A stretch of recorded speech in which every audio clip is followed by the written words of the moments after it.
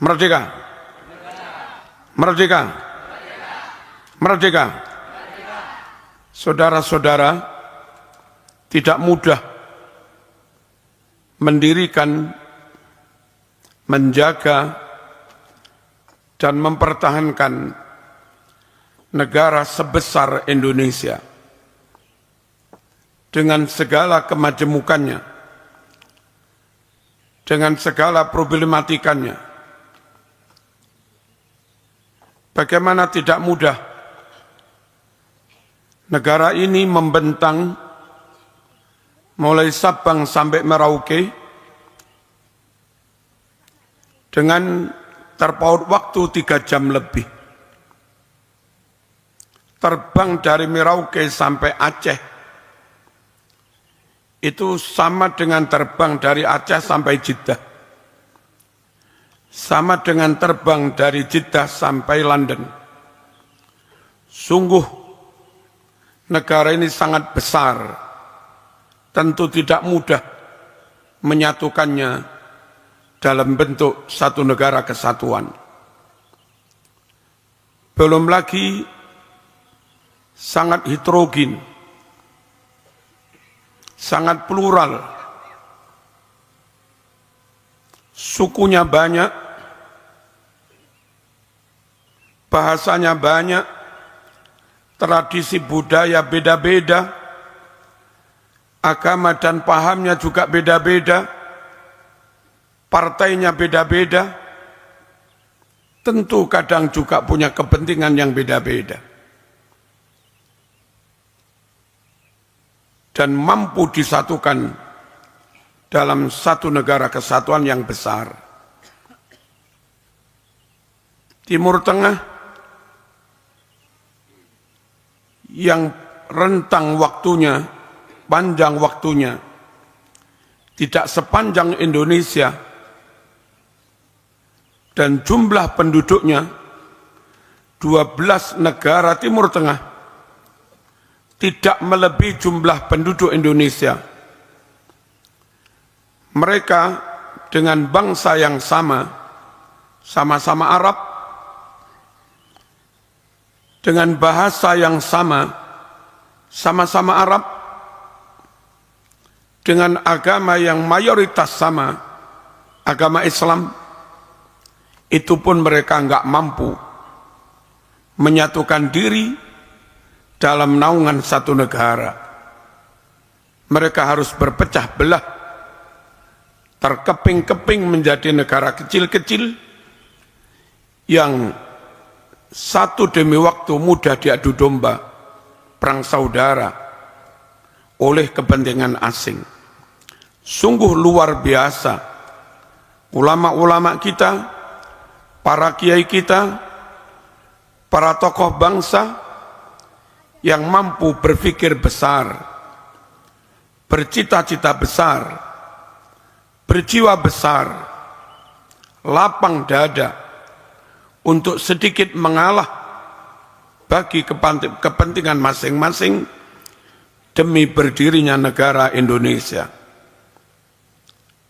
Saudara-saudara, sekali lagi tidak mudah mendirikan negara sebesar ini dengan permasalahan sekompleks itu. Lalu belum lagi tantangan asing. Ada saja kekuatan-kekuatan asing yang coba memancing, membuat air keruh, membuat gerakan separatisme yang kadang atas nama agama. Tujuannya ingin memecah belah negara, namun kadang pakai takbir juga, pakai atas nama syariat juga. Dan itu semakin menyulitkan kita umat Islam untuk menghadapi mereka. Enggak kita hadapi, enggak kita berantas, nyatanya membahayakan kedaulatan negara. Dan kalau itu dibiarkan sampai perang saudara, korbannya bisa ribuan jutaan, dan yang jadi korban juga kita, Umat Islam yang rata-rata pribumi. Pribumi yang rata-rata Islam. Tapi kalau kita hadapi kelompok-kelompok separatis yang membawa takbir dan branding syariat, kalau kita hadapi seakan kesannya Islam perang saudara, podo Islami kok paten-patenan. Sungguh dalam hati sangat sulit mensikapi seperti itu. Dalam berpikir, berfatwa, kadang juga sulit. Dan nyatanya ada saja satu dua ustadz kiai ulama yang mendukung mereka juga. Bukan hanya itu, sulit mempertahankan menjaga negara sebesar ini, di samping karena faktor ada pancingan dari asing untuk membuat gerakan separatisme, ada juga masalah-masalah di dalam negeri yang kadang ada kebijakan dari oknum pejabat yang memancing kemarahan rakyatnya. Ada kebijakan yang mengakibatkan ketidakadilan. Ada kebijakan yang menyebabkan rakyat jadi takut kehilangan tanah, takut kehilangan aset dan tabungannya di bank. Yang ini kalau nggak segera diatasi, isu-isu yang memancing kemarahan seperti ini bisa disulut menjadi permasalahan besar, lalu menjadi konflik, dan bisa-bisa, maaf, terjadi perpecahan. Belum lagi ketimpangan ekonomi. Mayoritas 80% lebih, rata-rata mereka hanya menengah ke bawah. Dan yang kaya 20%, hanya kira-kira 20%, itu menguasai aset, baik modal maupun tanah, mungkin ada sekitar 70%.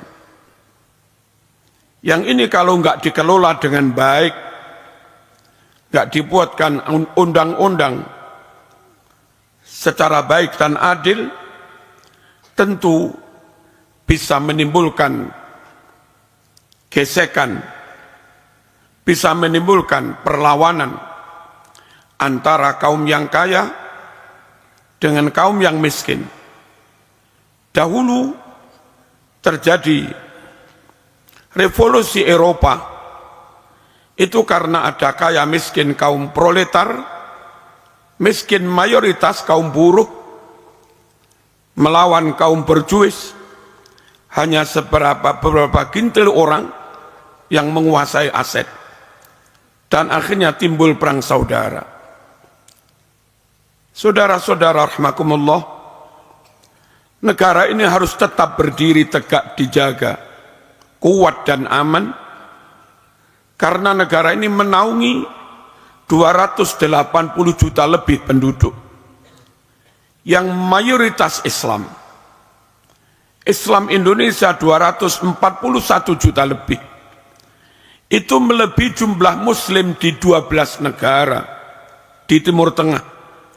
Sungguh amannya negara ini menjamin aman 240 juta muslim lebih. Kacaunya negara ini akan berdampak pada bahayanya bisa mengancam nyawa 240 juta muslim lebih. Tetangga kita Singapura itu hanya menaungi sekitar 8 juta penduduk. Brunei hanya menaungi sekitar 500.000 penduduk. Malaysia, Saudi masing-masing hanya sekitar 30 juta. Indonesia 280 juta. Sungguh kalau nggak dijaga dengan hati-hati, sampai negara ini pecah, sekali lagi korbannya banyak. Mereka sama dengan kita, bangsa dan agamanya. Allahumma shalli ala sayyidina Muhammad.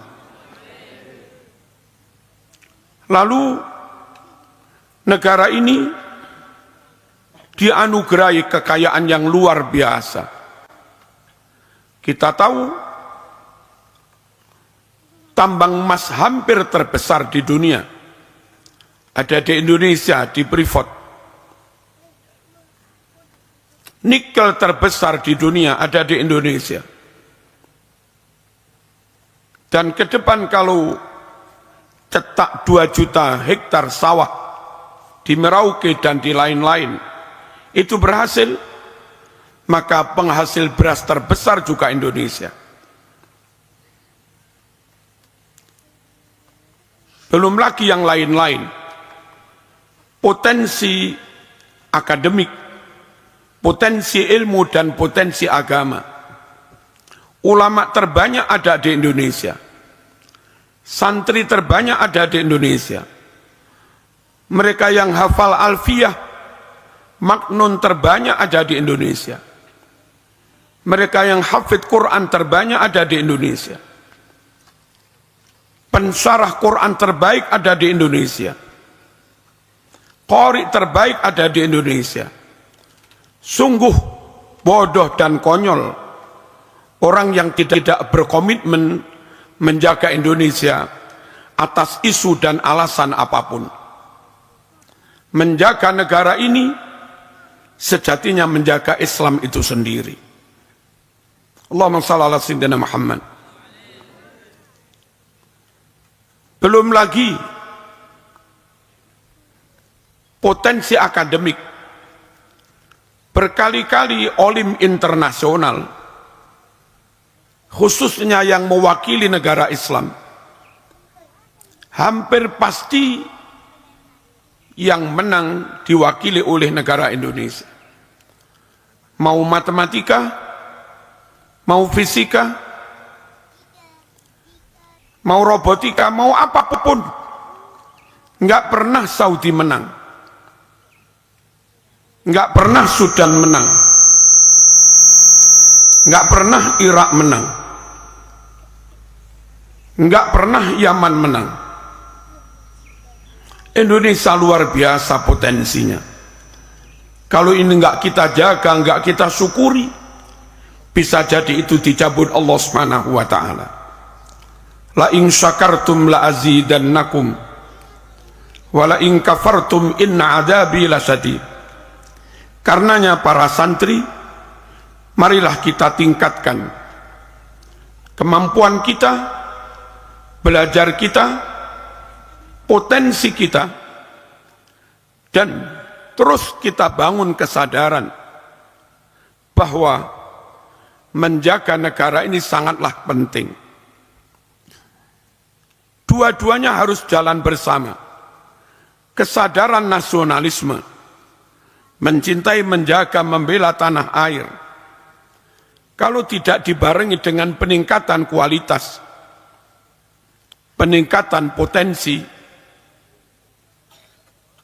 dan pada akhirnya kita hanya kuat pada ideologi Pancasila, hanya kuat pada ideologi nasionalisme, tapi potensi kekuatan dimiliki orang lain, tanah digarap orang lain, 2 juta sawah digarap orang lain, ribuan triliun nikel digarap orang lain, emas digarap orang lain, minyak digarap orang lain, pabrik-pabrik besar digarap orang lain.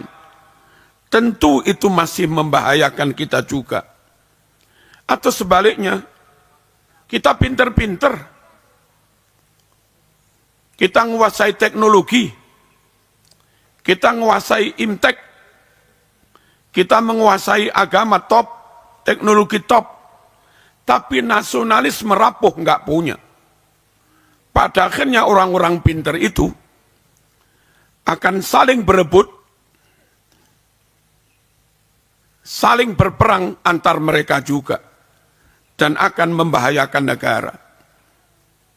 Marilah kita, santri, NU, Ahlus Sunnah wal Jamaah, yang sudah jelas full wataniyah, hubbul watan minal iman, NKRI harga mati, kita yang punya ideologi mantap seperti itu, harus terus meningkatkan kualitas diri. Ngajio sing tenanan. Biar yang ahli tafsir, sekaligus juga Pancasilais. Biar yang ahli bahasa Arab nahwu sorof, sekaligus juga NKRI. Biar yang menang Qori internasional, juga sekaligus NKRI. Biar yang menguasai sains, teknologi, juga sekaligus kita yang Islamis, agamis, nasionalis, dan sekaligus, sekali lagi, unggul di bidang ilmu pengetahuan. Harus kita, kalau sampai yang unggul orang lain, kita enggak menjamin orang lain menjaga agama kita. Kalau yang sampai yang unggul orang lain, kita enggak bisa percaya orang lain menjaga akidah dan tradisi keagamaan kita. Kalau sampai yang unggul orang lain meskipun sesama muslim, kita enggak yakin mereka berkomitmen menjaga NKRI. Dan bukti sudah banyak. Mereka ahli meracik bom, ternyata mereka merusak, menghancurkan NKRI juga. Para santri, belajarlah yang sungguh-sungguh. Yang di SMP, upayakan dari sekarang, bercita-cita, berobsesi, bermimpi, matematikanya harus di atas 9. IPA harus di atas 9. Siap nak? Siap ya? Bahasa Inggris harus di atas 9.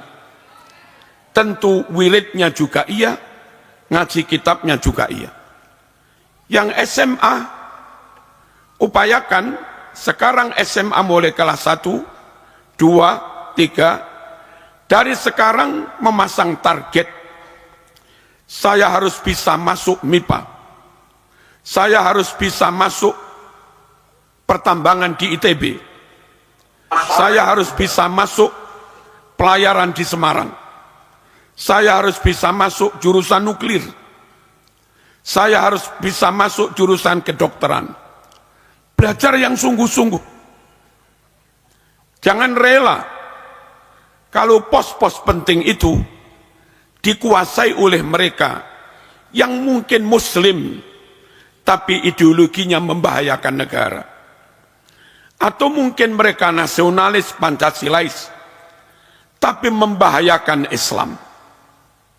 Ayo kita yang Pancasilais muslim, yang muslim Ahlus Sunnah dan NKRI, kita kuasai ilmu dan sains untuk mengikhtiarkan sampai kapanpun ke depan agama aman, akidah aman, dan negara tetap aman. Merdeka. Allahumma shalli ala sayyidina Muhammad.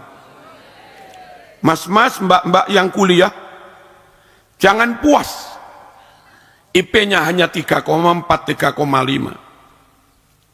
Kalau sampean sains, apalagi kedokteran, IP 34, 35 sudah bagus.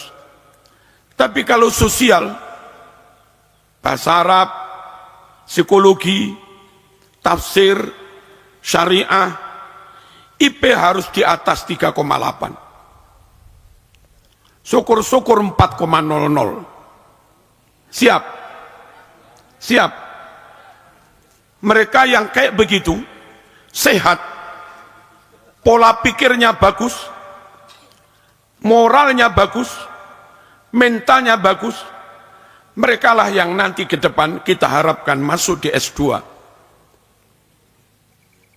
Dan saya membaca dana LPDB 4 triliun. Eman kalau bukan kita yang ngambil. 4 triliun diambil oleh mereka non-muslim, sayang, eman. 4 triliun diambil mereka yang tidak sholat, iman, sayang. 4 triliun diambil mereka yang tidak ahlu sunnah wal jamaah, iman. 4 triliun diambil yang lulus menikmati dana besar LPDP, mereka yang anti NKRI, membahayakan negara. Kita harus adik-adik ambil S2, siap. Dari sekarang IP-nya nggak boleh kurang dari 3,8. Nanti taman S2 langsung S3. Nikah sambil berjalan. Ya kuliah, di tengah-tengah kuliah nikah nggak apa-apa. Kalau obsesi itu, cita-cita itu, mimpi itu bisa diwujudkan, maka 15 tahun ke depan kami sudah tua. Umi sudah tua, Ki Warsito, Ki Muhibbin sudah tua. Melihat, mendengar berita, alumni Ngasek jadi menteri. Alumni Ngasek jadi rektor. Alumni Ngasek dikukuhkan jadi profesor. Alumni Ngasek jadi dosen di Qatar. Jadi dosen di Australia. Sungguh itu fid dunya hasanah wa fil akhirati hasanah wa qina azabannar. Jaga, pertahankan kemerdekaan dengan terus ngaji, beribadah, belajar dan belajar.